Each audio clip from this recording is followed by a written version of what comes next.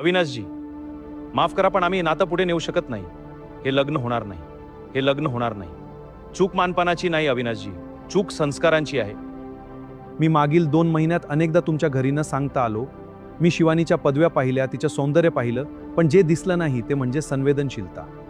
मी जेव्हा जेव्हा आलो तेव्हा तुमची पत्नी काम करताना पाहिली. कधी जड ओझी उचलताना, तर कधी घर झाडताना. आणि त्याचवेळी मी शिवानी मात्र सोफ्यावर लोळताना आणि मोबाईलमध्ये बोलताना पाहिलं.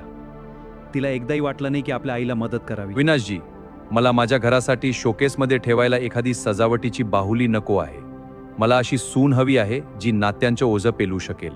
जी मुलगी स्वतःच्या आईला कामात मदत करू शकत नाही, ती माझ्या वृद्ध पत्नीची आणि घराची जबाबदारी कशी सांभाळेल. जे हात आईच्या कामात मदत करू शकत नाहीत, ते हात काहीच कामाचे नाहीत. ते आमचं घर कसं सांभाळणार. माफ करा पण तुमची मुलगी अजून माणूस म्हणून अपूर्ण आहे.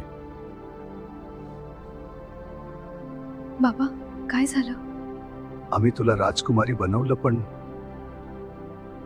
माणूस बनवायला विसरलो. बाबा, काय झालं? मुलगी नाजूक फूल असते, पण तिला मजबूत बनवणे तितकेच गरजेचे असते.